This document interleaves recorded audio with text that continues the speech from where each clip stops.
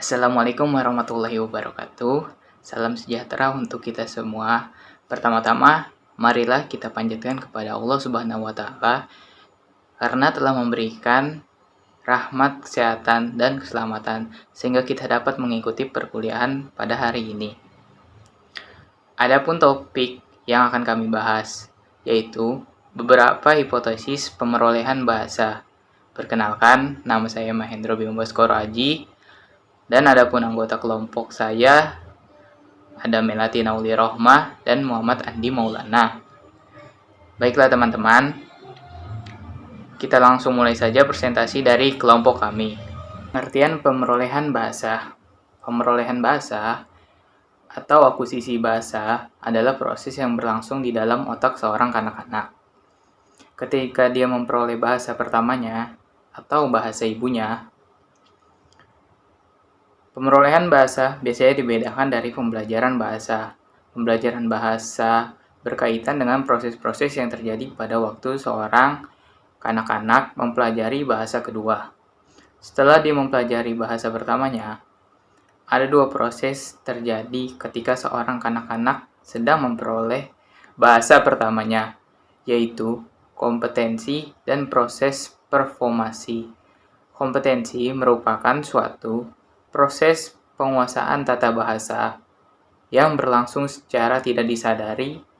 Proses kompetensi menjadi syarat untuk terjadinya proses performasi yang terdiri dari dua proses, yakni proses pemahaman dan proses menghasilkan kalimat-kalimat.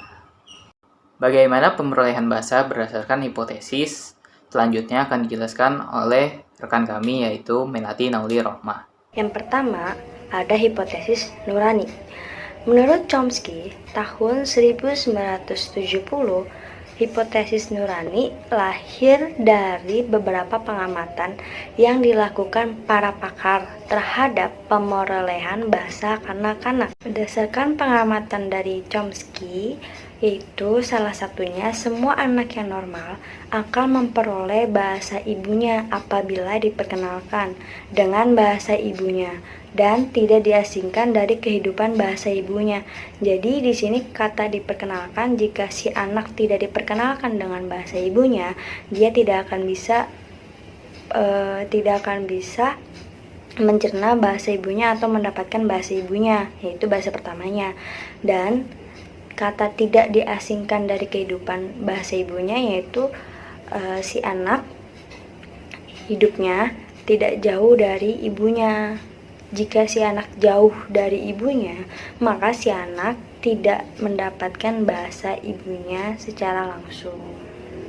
Hipotesis nurani ini terdapat dua macam, yaitu yang pertama, hipotesis nurani bahasa dan hipotesis nurani mekanisme.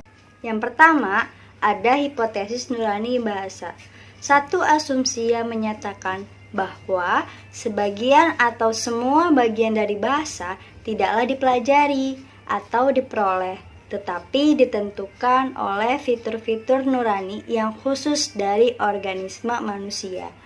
Adanya alat khusus yang dimiliki setiap kanak-kanak sejak lahir untuk dapat berbahasa, yaitu LAD, Language Acquisition Device.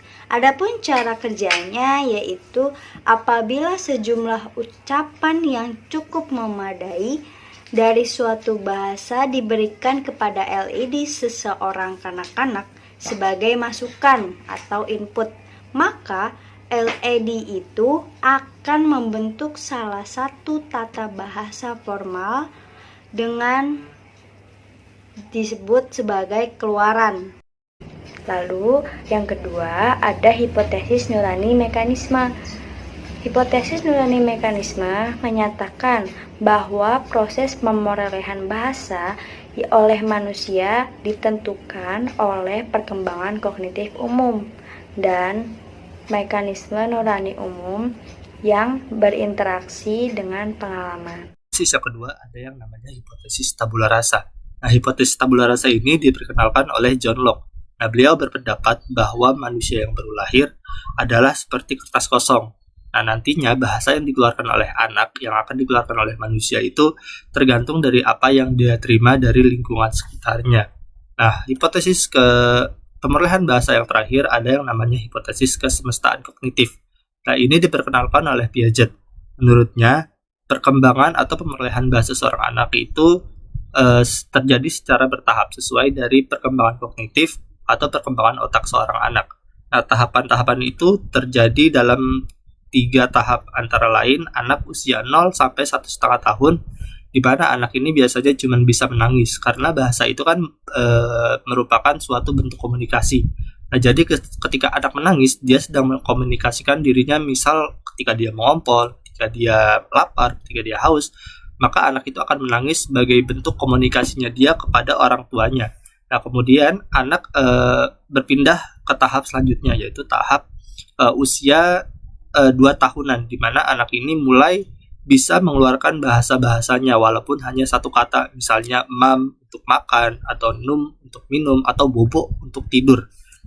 Nah, kemudian ada tahap terakhir di mana anak ini sudah bisa mengobrol, yaitu usia 2 sampai 7 tahun. Nah, walaupun dia bisa ngobrol, tapi perbendaharaan seorang anak itu masih sedikit. Nah, tugas kita sebagai orang tua, sebagai guru, sebagai orang dewasa, itu jangan memberikan bahasa-bahasa yang tidak baik, karena nantinya akan berpengaruh pada pertumbuhan si anak.